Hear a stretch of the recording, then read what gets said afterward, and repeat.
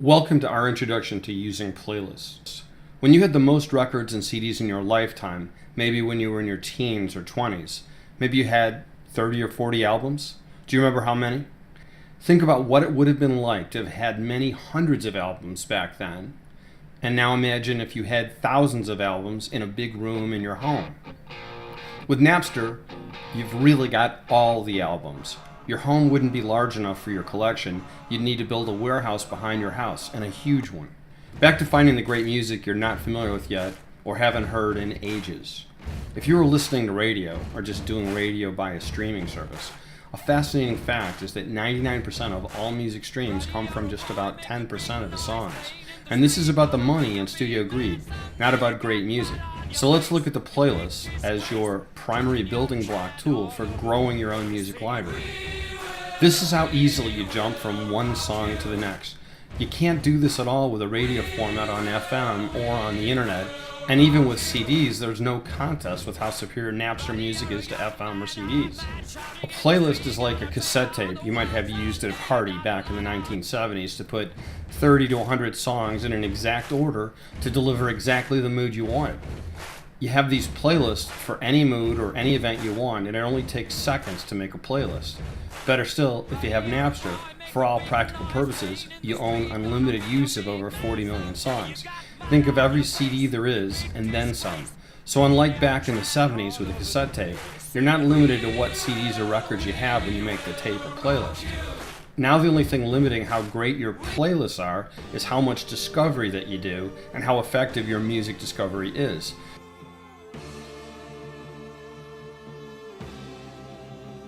And that's what the Music Lost and Found is all about. Optimal discovery for you to make better playlists from our starter playlists. When you play a song like one of our Music Lost and Found playlists and you decide it fits a mood that would be ideal for a playlist you have in mind, all you need to do is to add it to an existing playlist or make a new playlist on the spot, like this. Let's say you want this for the next weekend dinner party that you're planning. For the moment, we'll name this new playlist Dinner Party Number 1.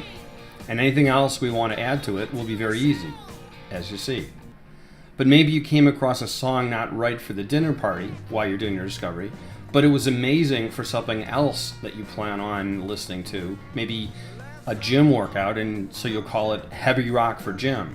So you just hit the plus icon and then browse to the heavy rock playlist you already began.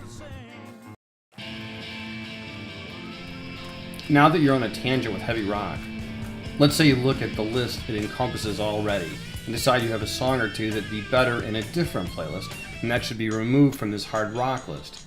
Very easy, as you see.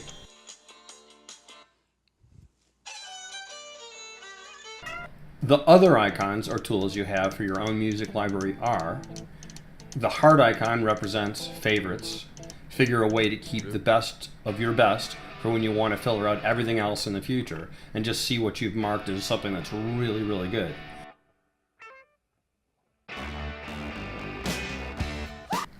The download icon is not so useful for a desktop PC, but if you use your phone in your car and sometimes drive way off the grid into places with poor or no cell phone coverage, then whatever you downloaded into your phone can then play just fine from your phone through the car stereo, of course. Another very cool feature that those of you that often listen to a radio station may like, Napster has its own radio stations by genre and decade, etc. Tons of them. This is listened to by clicking on the icon that looks sort of like a target. Someone thinks it looks like a broadcast tower or signal, I guess.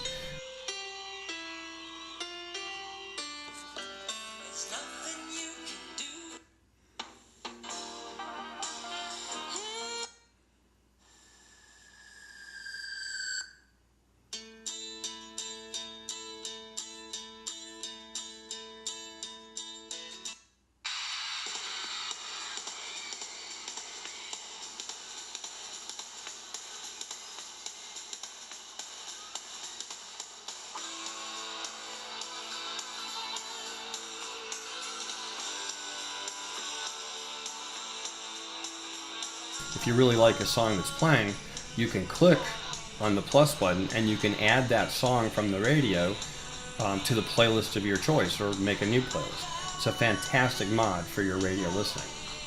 Our Music Lost and Found program is about our helping you to find the classic rock music you like best. We'll have future programs for jazz and the blues, but for now, let's see how we can redefine classic rock for you by keeping the sound and feel of classic rock, but getting you potentially thousands of songs that, to you, will be classic rock, even though many were never promoted and so not technically classic.